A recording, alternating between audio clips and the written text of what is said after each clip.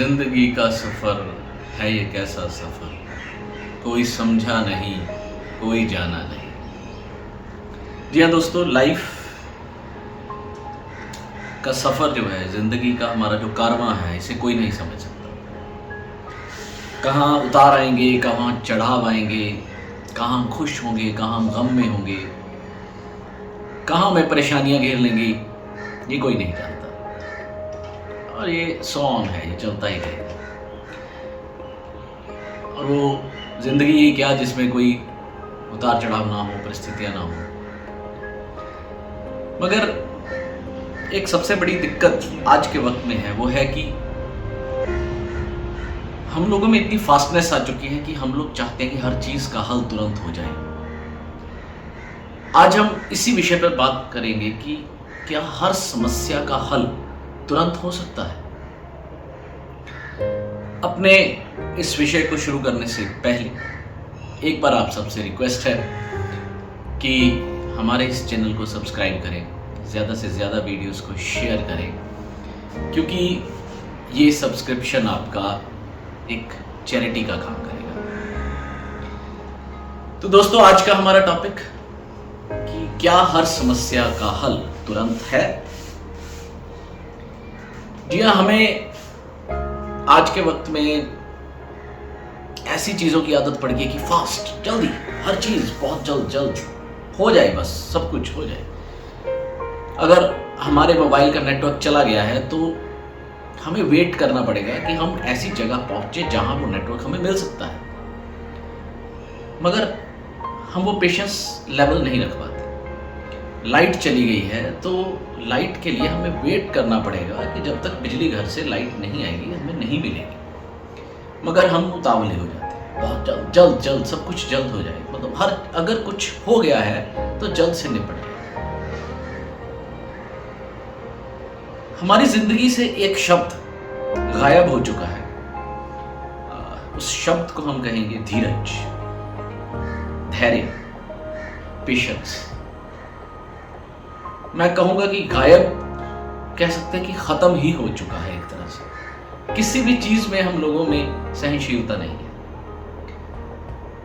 अब उसका कारण हमारी फास्ट लाइफ है, हमारे तेज उपकरण हैं, हमारी जिंदगी की स्पीड है कि हम बस भाग रहे हैं। किसी भी चीज को रुक कर कुछ वक्त देखने का, उसे समझने का हम वक्त ही नहीं ले रहे। जिस टॉपिक पे हम बात कर रहे हैं, ये टॉपिक बहुत आम है। मान लीजिए आज मेरी लाइफ में कोई, जिंदगी में कोई समस्या आ गई है तो मैं चाहूंगा कि ये तुरंत हल हो जाए। पिछले कुछ वक्त में जिस दौरान मैं YouTube पे एक्टिव नहीं था, तो कुछ लाइफ में समस्याएं भी आई हैं। ये मैं अपना एक्सपीरियंस ही आपसे एक शेयर कर रहा हूं। उस वक्त मुझे भी लगा कि हल हो जाए, जल्द हल हो जाए। और फिर मैंने इन चीजों पर थोड़ा समझने की कोशिश की, बातें की, कुछ एक्सपीरियंस हासिल किए, कुछ बुक्स पढ़ी हैं, फिर अपने गुरुजी से बात की, तो एक निष्कर्ष मिला कि समस्याएं जो हैं वो जरूरी नहीं है कि उसी वक्त हल हो, और ये भी जरूरी नहीं है कि हर समस्या का हल हो।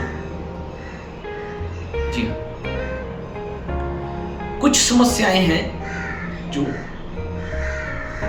अपने वक्त के हिसाब से ही खत्म होंगी। हम जितना भी चाहें वो जल्द खत्म नहीं हो पाएगी। और इसके लिए मुझे एक एग्जाम्पल दिया गया, मुझे एक उदाहरण दिया गया, जो मैं आप लोगों के साथ इस वीडियो में शेयर करना चाहता हूं। सबसे पहला उदाहरण मुझे दिया गया भगवान कृष्ण का। भगवान कृष्ण का जब जन्म हुआ तो तब परिस्थितियां क्या थी। उनके जन्म, उनका अवतार जिस वजह से हुआ वो था कंस का अत्याचार, जो कि बहुत ज्यादा बढ़ चुका था। उसको खत्म करने के लिए भगवान ने अवतार लिया। अब कंस के घर में अवतार ले रहे हैं। कंस के घर में अवतार लेने के बाद वो मथुरा से पलायन कर रहे हैं और 11 साल के बाद वापस आकर वो कंस का वध कर रहे हैं। वो अवतार थे, वो भगवान थे, वो ईश्वर थे। अगर उस वक्त सभी कैदी सो सकते हैं, वासुदेव उन्हें पानी से निकालकर, यमुना से निकलते हुए वृंदावन तक छोड़ सकते हैं, शेषनाग का उन पर साया हो सकता है। अगर सब कुछ संभव था तो क्या वो जन्म लेते ही उसे वध ना कर देते? ये भी संभव था, मगर नहीं। हमें जिंदगी में आकलन करना सिखाया गया कि हर समस्या का हल उसके वक्त पर ही होता है और उसके लिए हमें प्रतीक्षा करनी चाहिए। हमारी जितनी पौराणिक कथाएं हैं, हमारे जितने ग्रंथ हैं, हमारा साहित्य है, उसमें जितनी भी ये चीज़ें गुजरी हैं, वो हमारी ज़िंदगी में कहीं ना कहीं इम्प्लीमेंट ज़रूर होती है। सिर्फ हमें उन्हें उस दृष्टिकोण से देखने की ज़रूरत है कि आज जो मेरी ज़िंदगी की परिस्थिति है और उस साहित्य में, उस किताब में जो परिस्थिति चल रही है, क्या ये मेल खा रही हैं? कहीं ना कहीं वो मेल खाएंगी। और उस वक्त उस कहानी में क्या हुआ है, बस उस चीज को हमें पकड़ना है। इसी तरह जैसे हम इस चीज को ऐसे भी ले सकते हैं कि हर जो परेशानी है उसे आप उसी वक्त खत्म नहीं कर सकते, क्योंकि हर चीज आपके हाथ में, हर चीज आपके कंट्रोल में नहीं है। हम इस चीज को हमारे लिए समझना बहुत ज्यादा जरूरी है। हमारे आज ज़्यादा स्ट्रेस की, ज़्यादा टेंशन ले लेने की वजह कि बस हो जाए। लाइफ जो है वो हम लोगों ने खुद ही अपनी इन्हीं चक्रों में डाल के ख़राब कर रखी है। जो वक्त होता है वो एक बेकरी वाले की तरह काम करता है। जैसे हम बेकरी वाला एक केक बनाता है तो वो सारे सामान को डालकर एक सांचे में डालकर उसे कुछ वक्त के लिए पकने के लिए छोड़ता है ताकि वो केक बहुत बेहतर बने। अगर वो कम रहेगा तो कच्चा रह जाएगा, ज़्यादा हो जाएगा तो जल जाएगा। पर वक्त, उस ईश्वर ने जो चीज़ें दी हैं उसे बहुत ही बैलेंस करके दिया है। पर जो वक्त है वो इतना अच्छा बेकरी वाला है कि वो उस समस्या का समाधान आपको उसी वक्त पर देगा जब उसकी ज़रूरत है। इसी चीज़ को समझने के लिए जो दूसरी एग्जाम्पल है वो हम भगवान श्री राम की ज़िंदगी से देखते हैं। माँ सीता का हरण हुआ। हरण के बाद भगवान राम उन्हें छुड़ाने के लिए लंका जब जा रहे थे, जब समुद्र का उन्हें निकलना था, समुद्र को पार करना था, उससे पहले मल्यावन पर्वत पर भगवान श्री राम को 4 महीने के लिए वेट करना पड़ा। वो भी भगवान थे, उनके पास सब शक्तियां थी। क्या वो चाहते तो वो अपना इंतजार रोक सकते थे? 4 महीने तक उन्हें इंतजार क्यों करना पड़ा? क्योंकि उस वक्त बरसात हो रही थी। मल्यावन पर्वत पर 4 महीने उन्हें रुकना पड़ा कि उस बरसात के मौसम को वो निकाल ले। वो वक्त गुजर जाएगा तब वो आगे चलेंगे। यानी कई बार ऐसे ही हमारी कुछ परिस्थितियां होती हैं, ऐसी कुछ समस्याएं होती हैं जिन्हें हमें वक्त देना होता है। जब हम उन्हें वक्त देते हैं तो वक्त के साथ वहां की परिस्थिति बदलती है। उस बदलाव के बाद जब हम चलते हैं तो उस समस्या का हल भी मिलता है। यानी इसको मैं अगर और आसान करने की कोशिश करूं तो मैं ऐसे कह सकता हूं कि जब हम किसी चीज को वक्त देते हैं ना, किसी चीज के लिए हम रुकते हैं, तो वक्त के साथ हमारी सोच बदलती है, हमारा नजरिया बदल जाता है, उस वक्त की परिस्थितियां बदल जाती हैं, हालात बदल जाते हैं, लोग बदल जाते हैं, सोच बदल जाती है। और जब हम कहते हैं कि हाँ अभी के अभी, तुरंत, तो उस वक्त तो हालात वैसे ही हैं, उसमें से हम हल भी नहीं निकाल पाते और खुद को परेशान भी कर लेते हैं, फिर हम स्ट्रेस की गोलियां भी खाने लग जाते हैं। इसलिए परिस्थिति का, उस समस्या का आंकलन करना सीखना बहुत ज्यादा जरूरी है कि यह समस्या तुरंत हल हो सकती है या नहीं।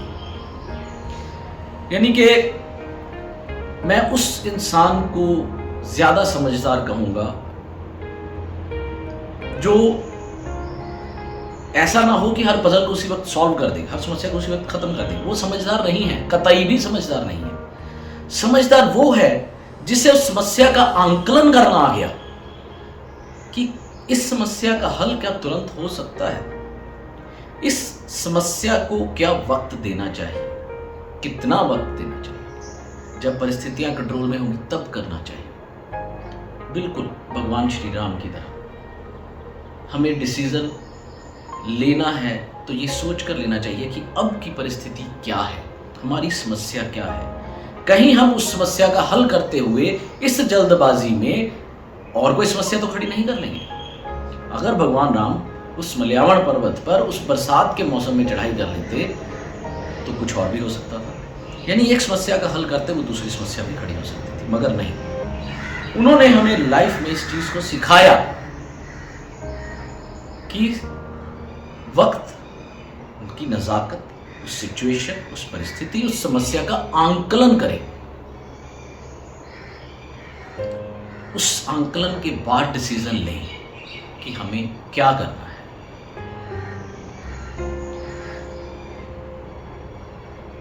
दोस्तों, बहुत छोटी छोटी बातें हैं मगर जिंदगी में बहुत काम आने वाली।